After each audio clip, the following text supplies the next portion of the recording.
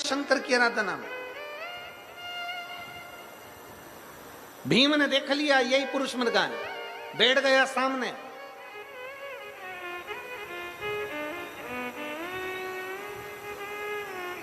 बहुत अंतर है संस्कार और अहंकार, इन दोनों में बड़ा भारी अंतर होता है। संस्कार और अहंकार में बड़ा भारी अंतर होता है।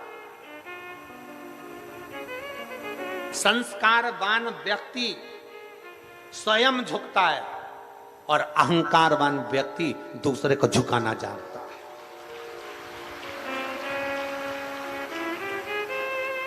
संस्कारवान व्यक्ति खुद झुकता है, अहंकारवान व्यक्ति दूसरे को झुकाना जानता है। अहंकारवान व्यक्ति बार बार अपनी अहमता अहंकार को प्रदर्शित करता है। तुम मुझे जानते नहीं हो, तुम मुझे पहचानते नहीं हो, तुम मुझे जानते नहीं हो, तुम मुझे पहचानते नहीं हो। और होता है, होता है। जिसको बहुत अहंकार होता है ना, और चिल्ला चिल्ला कर जो कहता है ना, तुम मुझे जानते नहीं हो, मेरा समय आन दे, मैं तुझे बताऊंगा कि मैं क्या हूं। तुम मुझे जानते नहीं हो, मेरा समय आन दे, मैं बताऊंगा मैं क्या हूं। और जो ज्यादा अहंकार में फूला रहता है, एक दिन उसके शरीर में कोई रोग लग जाता है, अटैक आ गया, दिल्ली ले गए, डॉक्टरों ने कह दिया इसका समय आ गया। डॉक्टरों ने कह दिया समय आ गया। जो कह रहा था मेरा समय आन दे, मैं बताऊंगा मैं क्या हूं, मेरा समय आन दे, मैं बताऊंगा मैं क्या हूं, एक दिन छाती में दर्द हुआ, दिल्ली ले गए, डॉक्टर ने कह दिया समय आ गया। अब बता क्या बताएगा, अब बता। समय तेरा था। शिव महापुराण की कथा कहती है, 5 दिन की शिव महापुराण की कथा आपके हापुड़ क्षेत्र में हो रही है। 5 दिन की शिव महापुराण की कथा ये उत्तर प्रदेश की पवित्र भूमि पर हो रही है। अपने मुख से कोई ऐसा शब्द मत कह जाना 5 दिन में कि बाद में पछताना पड़े। इसलिए प्रयास करना प्रेम से, दिल से, आनंद से शिव महापुराण की कथा हो जाए। कोई ऐसे शब्द का संबोधन न करिएगा। शिव तत्व है क्या, शंकर की कथा है क्या। एक पत्र है,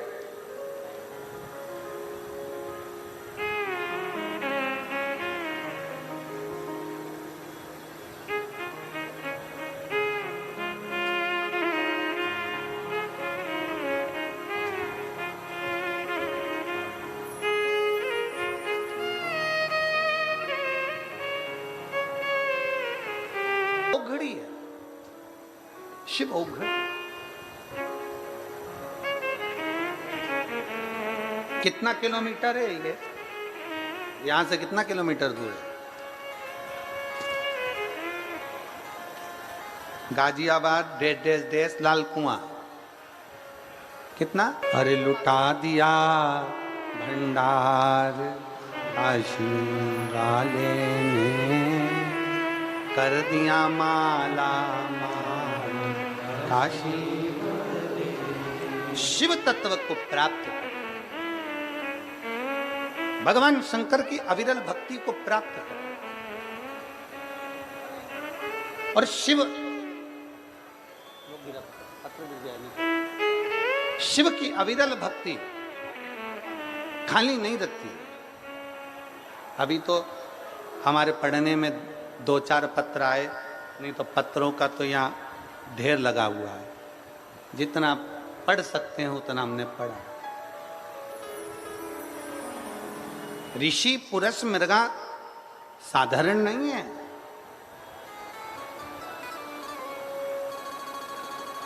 ऋषि पुरुष मृगा साधारण नहीं। सामने मिल गए, भीम के सामने ऋषि पुरुष मृगा सम्मुख में मिल गए साम। चलिए, हाथ जोड़कर विनय करा। संस्कार और अहंकार दोनों में अंतर होता है। संस्कारी व्यक्ति झुकता है, अहंकारी व्यक्ति दूसरे को झुकाता है। दोनों में अंतर है, दोनों में अंतर।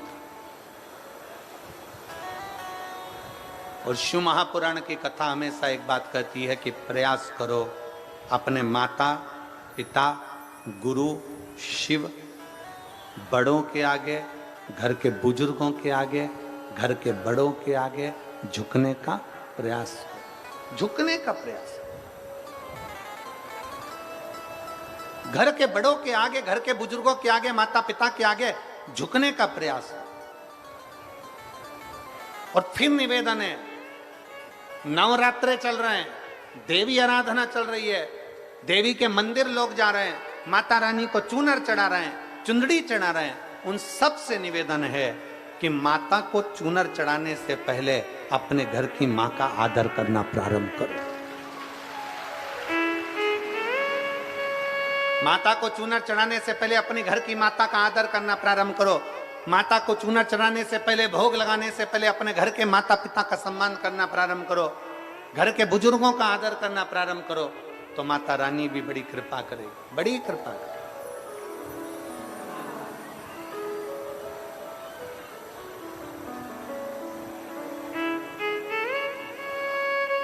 भूखे रहने से भगवान मिल सकता है क्या? जम के है नहीं, भूखे रहने से भगवान नहीं मिल सकता। पर इतना जरूर याद रखना, जिस मुख से तुम भूखे रहे हो उसी मुख से अगर आप मीठा बोल दोगे तो परमात्मा मिल जरूर जाए। उसी मुख से, उसी मुख से केवल मीठा बोलना, केवल मीठा, अच्छा बोलना है, केवल अच्छा।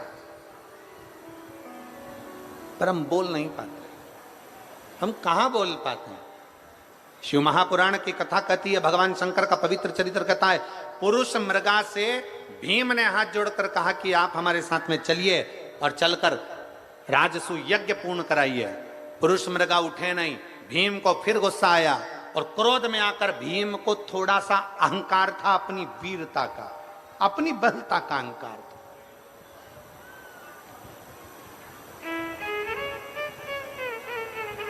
भीम ने कहा,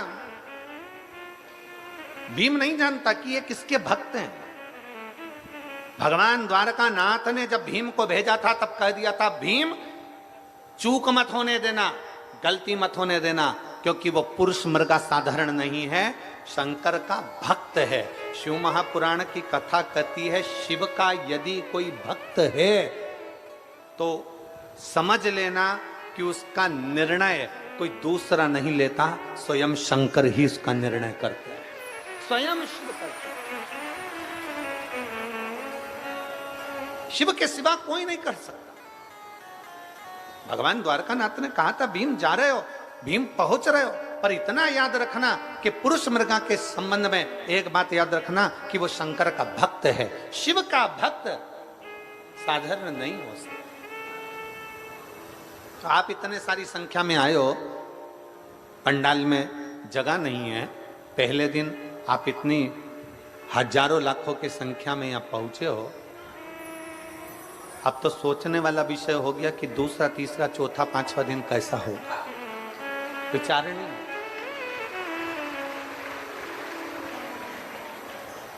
और हम पहले भी कथा में कहें, आज फिर कहते हैं, आना साथ में बिछाने का आसन खुद लाना, आना साथ में एक छाता, पानी की 2 बोतल, एक बोतल अपने लिए, एक अपनी अड़ोसन पड़ोसन पीछे वाली धड़ोसन साथ लेकर चलो। आप किसी को कुछ नहीं दे सकते, अपने घर से लाया हुआ पानी की बोतल में से 2 चुल्लू पानी भी अगर किसी को पिला दिया तो समझ लेना कि शिव की कृपा तुम पर बन गई, बन गई। अपनी सामर्थ्यता के अनुसार, अपनी सामर्थ्य।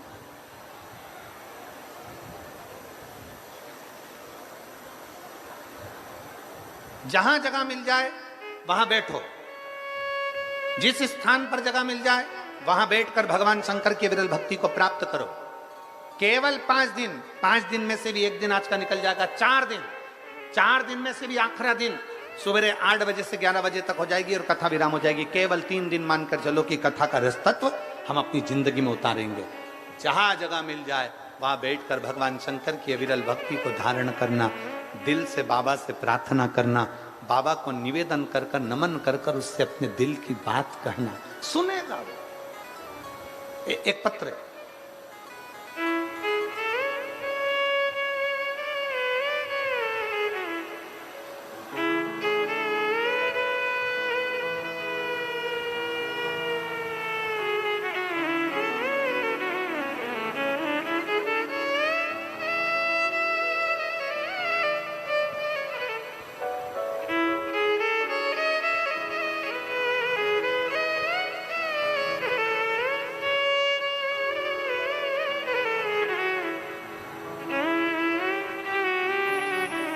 मेरा नाम लक्ष्मी सैनी है, वेद प्रकाश सैनी, बेस्ट करावल नगर दिल्ली से आई हैं।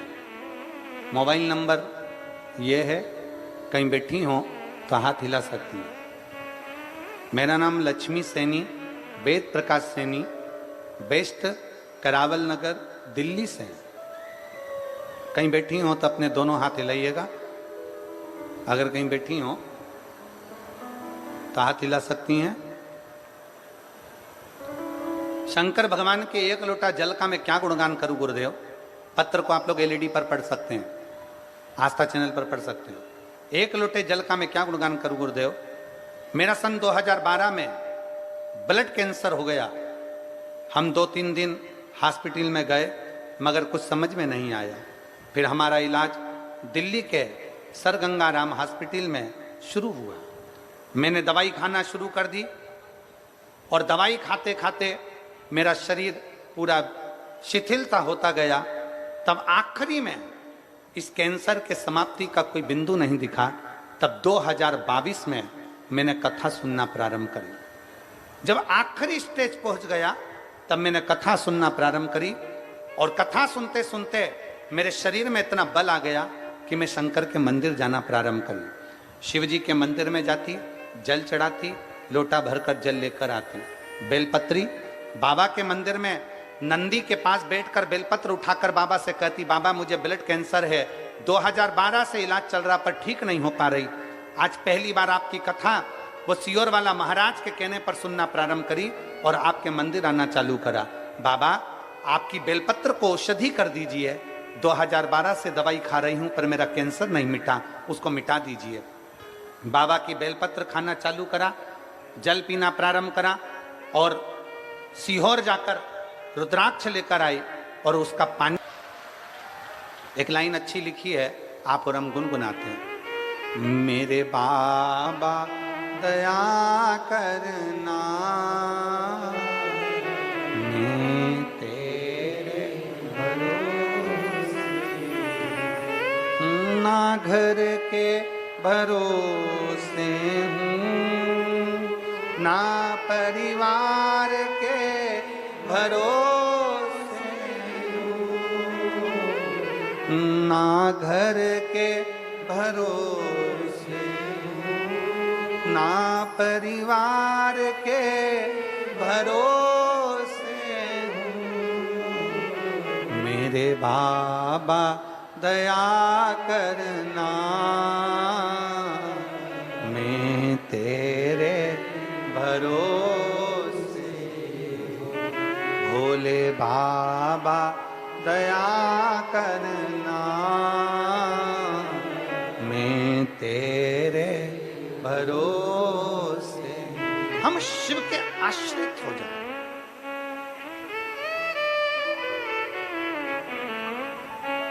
ऋषि पुरुष मृगा से भीम ने कहा चलो।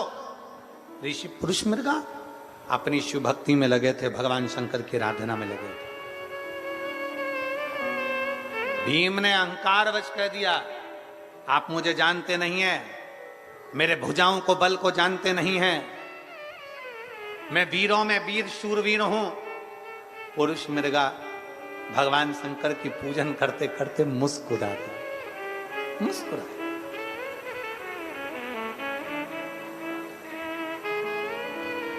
कोई अपना यशगुण गाए ना, कोई भगवान का यशगुण गाए तो अच्छी बात है, कोई अपने ही मुख से अपना यशगुण गाए तो फिर वो श्रेष्ठता नहीं। उसमें पुरुष मृगा को मुस्कुराहट आ गई, हंसती है। हंसे तो भीम को गुस्सा आया। भीम ने कहा कि बताओ, गजब की बात है, एक तो मैं कह रहा हूं कि राजसू यज्ञ कराने के लिए चलो, ऊपर से यह हंस रहा है, मुस्कुरा रहा है, चलते ही नहीं। क्रोध आया। जैसे ही क्रोध आया भीम को याद आया कि भगवान द्वारका नाथ ने कहा था कि गलती मत कर देना, नहीं तो वो निगल जाएगा। और हनुमान जी ने भी कहा कि गलती मत कर देना, वो निगल जाएगा। मतलब ये कोई बैठा शंकर की आराधना कर रहा है, दिख तो सिंपल रहा है, दिख तो साधारण रहा है, दिख तो सरल रहा है, पर ये कोई हल्का पुल्का नहीं है, जोरदार है, ये कभी भी कुछ कर सकता है। इसमें कुछ ना कुछ बल तो है, कुछ बल तो है। एक